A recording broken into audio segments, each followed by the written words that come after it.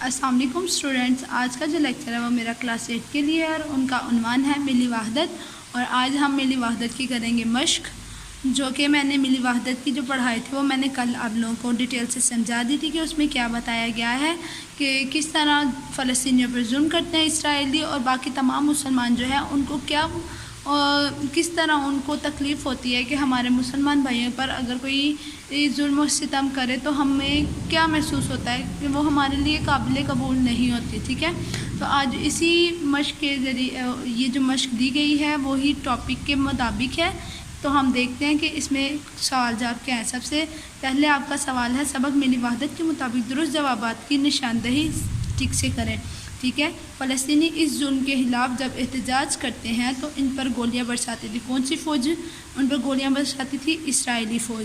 ٹھیک ہے، دوسرا آپ کا ہے دوسرا آپ کا جو ہے سوال ہے مسلمانوں کی تعداد زیادہ ہے، کس سے زیادہ ہے؟ 1 ارب سے زیادہ۔ ٹھیک ہے، اوکے، نیکسٹ ہے دنیا کے مختلف علاقوں میں جب ظلم و جبر کا شکار ہیں، کون ظلم و جبر کا شکار ہو رہے ہیں؟ زیادہ تر مسلمان ہو رہے ہیں۔ ٹھیک ہے، نیکسٹ آگے آ جائیں 101 پیج پہ، تو اگلا سوال ہے آپ کا مسلمانوں کی فلاح و بہبود کے لیے کوشاں ادارے کا نام ہے۔ جو مسلمانوں کی بہتری کے لیے جو ادارہ کام کر رہا ہے اس کا نام کیا ہے؟ UNO ہے یا یونیسکو ہے، معتمر عالم اسلام ہے یا یونیسیف ہے؟ تو اس کا آنسر ہے معتمر عالم اسلام۔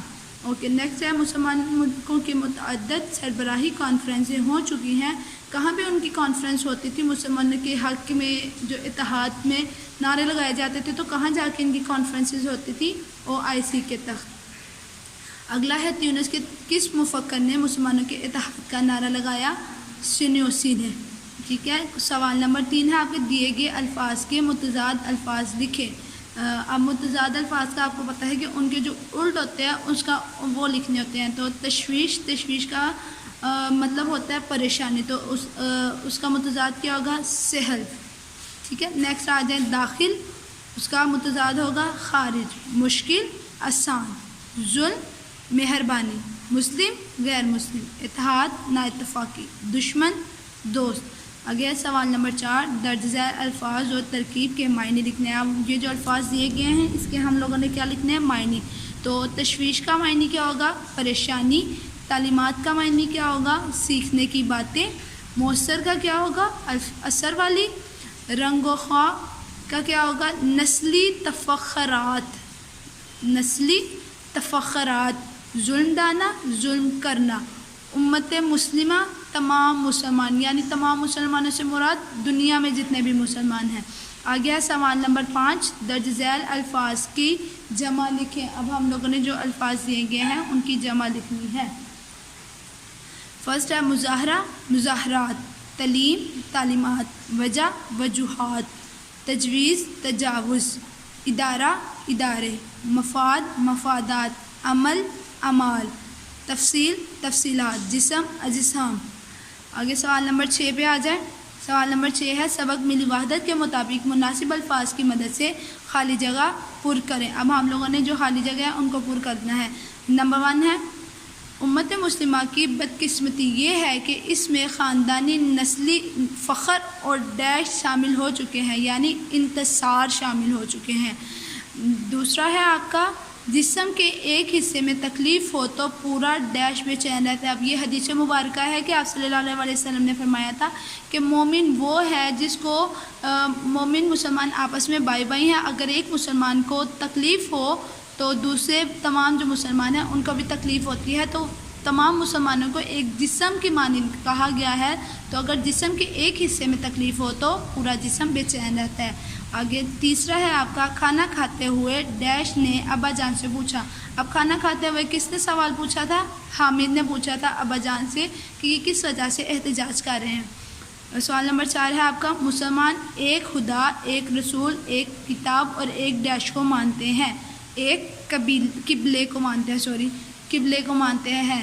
ٹھیک ہے، آگے آ جائیں 102 پیج پر۔ آگے ہے سبق ملی وحدت کے مطابق درست اور غلط کی نشاندہی ٹک سے کرنی ہے۔ اب یہاں پہ جو غلط اور درست جواب ہیں ان پہ ہم لوگوں نے ٹک لگانی ہے۔ پہلا کویشچن ہے، پہلا سوال ہے ہم لوگوں کا دوسری جنگ عظیم نے سب سے زیادہ نقصان مسلمانوں کو پہنچایا، کیا یہ درست ہے؟ جی یہ درست ہے، کیونکہ آج تک سب سے زیادہ نقصان جو ہو رہا ہے وہ مسلمانوں کا ہی ہو رہا ہے۔ سوال نمبر 2 ہے، اسرائیل ایسا ملک ہے جس کی بنیاد ظلم اور زیادتی پر رکھی گئی۔ کیا یہ ٹھیک ہے؟ جب اسرائیل نے فلسطینیوں پر حکومت کی تھی تو کس وجہ سے انہوں نے اس پر قبضہ کس طرح کیا تھا؟ ان پر ظلم ہی کیا تھا، ان پر جبر کیا تھا، ان کے ساتھ زیادتی کی تھی، اسی وجہ سے وہ اسرائیل جو ہے وہ آج ایک ملک بنا نا۔ تو یہ بھی ہمارا کیا ہوگا؟ درست جواب ہے۔ تیسرا ہے آپ کا، ہمیں ایسے حکمرانوں سے جان نہیں چھڑانی چاہیے جو ملی مفاد پر ذاتی مفاد کو ترجیح دیتے رہیں۔ کیا ہمیں ایسے حکمران چاہیے جو ہمارے قوم کے علاوہ اپنے مفادات سوچیں، قوم کے مفادات کو چھوڑ کے ان کو ترک کر کے اپنے مفادات کو اپنے مفادات کو ترجیح دیں، اپنے مفادات کو آگے لے کے آئیں؟ تو یہ ہوگا ہمارا غلط۔ اگلا ہے سوال، ہمیں حقیقی معنوں میں مسلمان بننا ہوگا۔ درست۔ سوال آپ کا آخری ہے، مسلمان ایک خدا، ایک رسول، ایک کتاب اور ایک قبلے کو مانتے ہیں، تو اس کا جواب بھی ہے درست۔ اور یہ جو مشق میں نے آپ لوگوں کو کروائی ہے، یہ آپ لوگوں نے کتاب پر حل کرنی اور یاد بھی کرنی ہے۔